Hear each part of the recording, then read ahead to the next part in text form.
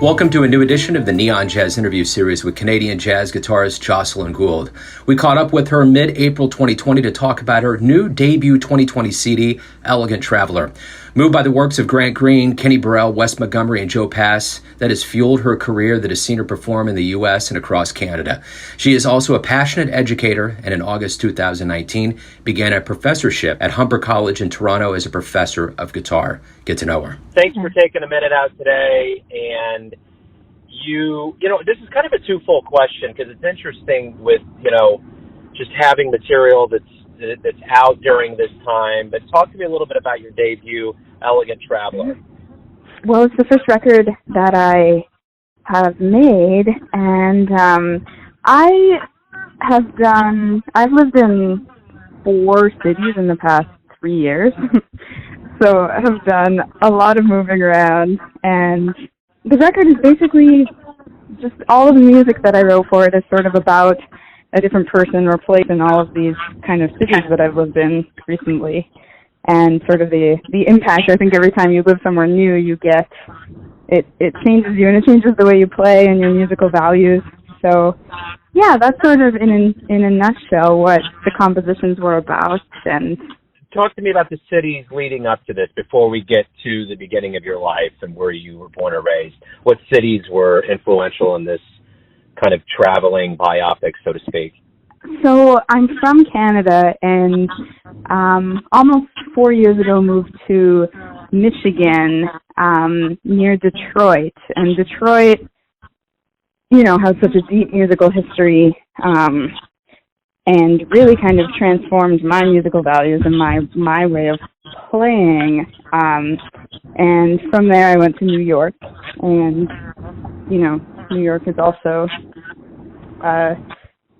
a mecca for music, and so I think New York changes everybody, whether they want it to or not. And then from there, Toronto, just this past September, I came here. Yeah, and have started teaching here for the first time as a professor, which is a whole other area of jazz is mentorship. So kind of engaging in that has been interesting, and yeah. Well, talk to me about growing up. How did jazz become the career that you were going to go after? I started really late.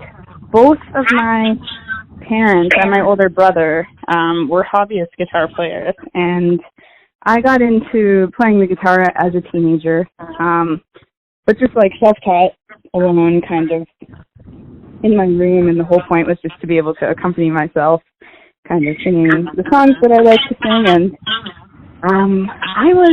it was shortly after I graduated high school, I started listening to Wes Montgomery and Joe Pass, and just got like completely hooked, and kind of haven't looked back since then. I've really just been trying to capture the spirit that they play with, and that the great jazz guitarists play with. So I really didn't grow up with it. It kind of came to me later in life.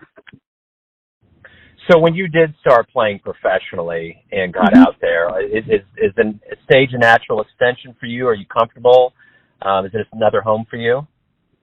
It's interesting. It was when I was really little. I used to love performing, and I went through that sort of left me for a while in my teenage years. I think everybody gets kind of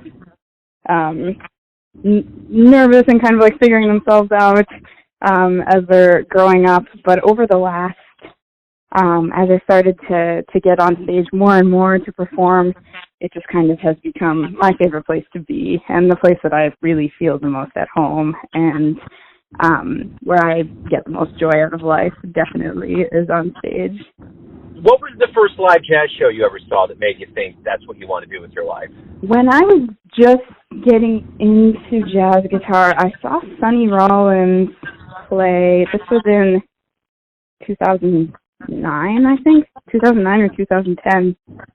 I saw Sonny Rollins play, and Russell Malone was on the gig. who's now a really good friend and mentor of mine. And just watching that, and Sonny Rollins is, one of the masters, one of the historical masters of jazz, and just watching them play, I'll never forget how it felt, and getting to see the guitar in that setting with somebody like Sonny Rollins really made me think, like, I don't know, that moment just sort of changed me. And it was a huge theater. The theater was full, and just the spirit of it really influenced me to want to do this. What did you learn from Russell? That's obviously a titan in the world of jazz. What did you learn, like, what lessons did you learn that kind of resonated into today? Russell is, one of the great guitarists, and one of his, something that we talk about all the time is just play melody and don't lose sight of that, and never, like, prioritize melody and making music and making good music over trying to do what you think might be impressive, or what you think, your peers might be impressed by your peers, or what you think might make you look good. It's most important to prioritize melody and sound and making good music over anything that might be, like, kind of tempting to do in terms of showing technique. And he also has really taught me a lot about just playing the blues. He came to one of my gigs recently in New York, and he came in and we were playing a slow blues, and he said after that was just, he really appreciated taking the time to just play blues and to not be over complicated. I think that's sort of one of the biggest lessons I've learned from him, is just to not overcomplicate things. So why do you love jazz? Oh, just the spirit.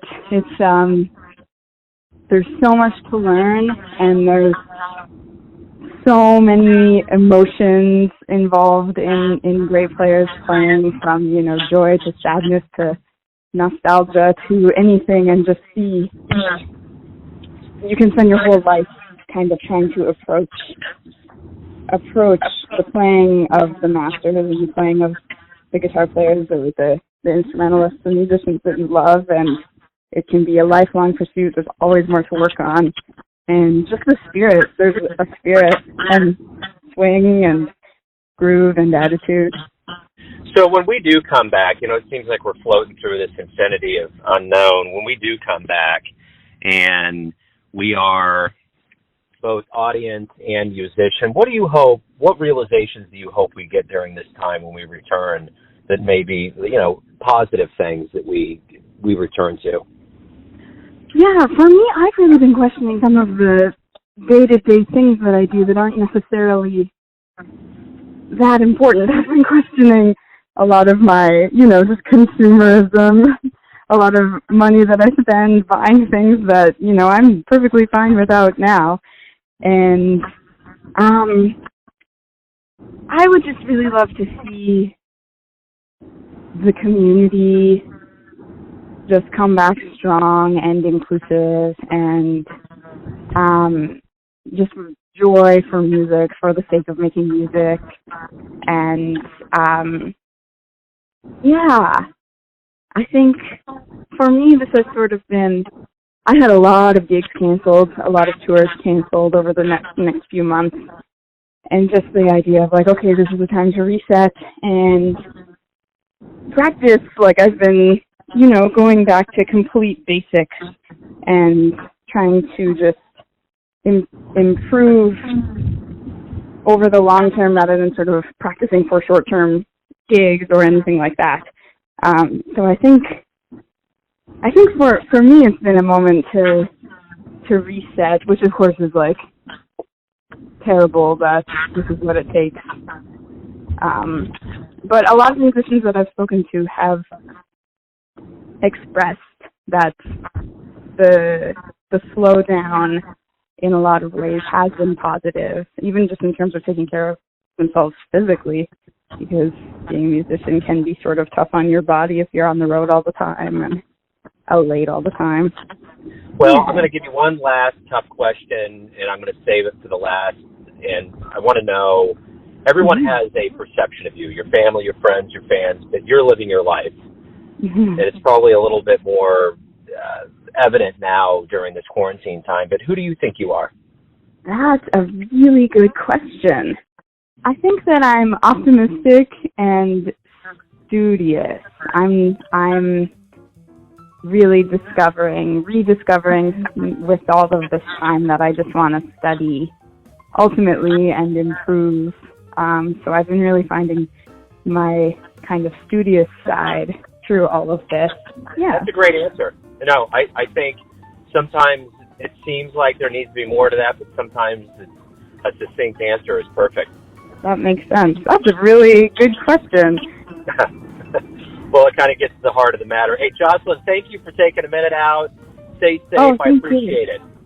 Thank you so much. Thanks for the call. Thanks for listening and tuning in to another Neon Jazz interview, where we give you a bit of insight into the finest players in Toronto, Kansas City, and spots all over the world, giving fans all that jazz. And thanks to Jocelyn for her time, music, and stories. If you want to hear more interviews, go to Famous Interviews with Joe Domino on the iTunes Store. Visit neonjazz at youtube.com, and for everything Neon Jazz all the time, go to the neonjazz.blogspot.com. Until next time, enjoy the jazz, my friends.